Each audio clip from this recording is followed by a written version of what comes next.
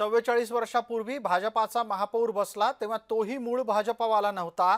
आता सुद्धा भारतीय जनता पार्टीचा दुसरा महापौर मूळ भाजपवाला नाही। किशोरी पेडणेकर यांनी याची आठवण करून देत भाजपा काँग्रेस मुक्त करायला निघाली होती, मात्र तीच भाजपा काँग्रेस युक्त झाली आहे अशी टीका केली आहे।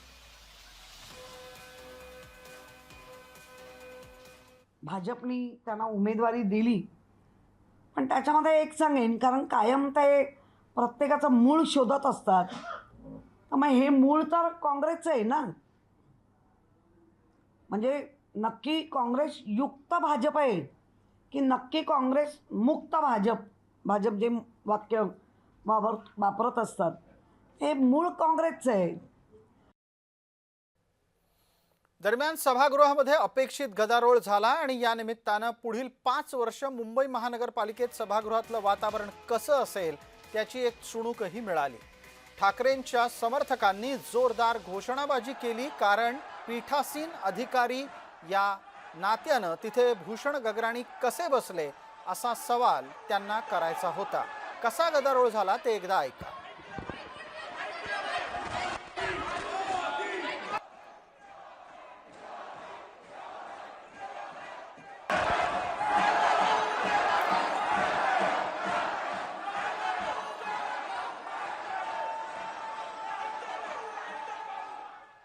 त्या मिनिटाला सुद्धा कामकाजापुरतं सुद्धा आपण त्यांना ते कामकाज करायला दिलं नाही किंवा याचाच आम्ही खरा निषेध करतो।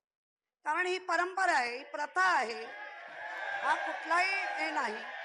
आणि मला वाटतं सुरुवात जर इतक्या वेगळ्या गोष्टींनी होत असेल तर नक्की मुंबईकरांच्या हिताचं किंवा मुंबईकरांना जे अपेक्षित सर्वांनी मिळून करायचं कामकाज ते अशाच पद्धतीने होणार आहे का? आणि ह्याच्यावर महापौर इथे चालवणार आहेत सभागृह। महापौरांना आम्ही सर्व पक्षीय मुंबईसाठी जे जे करता येईल ते भलं करण्यासाठी आम्हीही कटिबद्ध आहोत। दरम्यान मुंबई महानगरपालिकेमध्ये विरोध करण्याच्यासाठी विरोधकांमध्ये पण स्पर्धा दिसली। काँग्रेसच्या नगरसेवकांनी महापौरांच्या भाषणाच्या वेळी चक्क जमिनीवर बसून आंदोलन केलं। काँग्रेसच्या महिला नगरसेविका या जमिनीवर बसून घोषणाबाजी करत असताना दिसल्या। त्याच जोळीदा मुख्यमंत्र्यांची बहीण खुर्चीवर, लाडक्या बहिणी जमिनीवर अशी घोषणाबाजी करण्यात आली।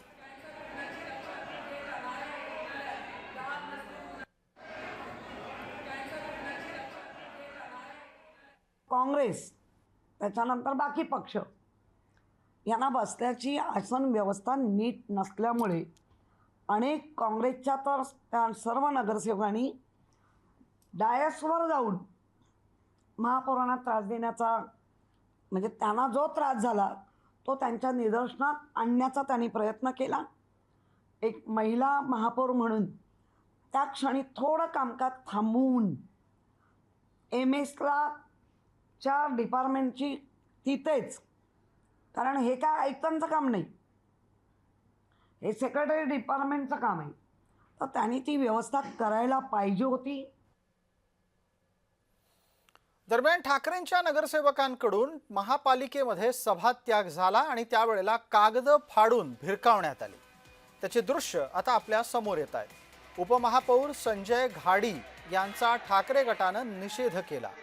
घाडी भाषणासाठी उभे राहिले असताना ठाकरेंच्या नगरसेवकांची घोषणाबाजी सुरू होती।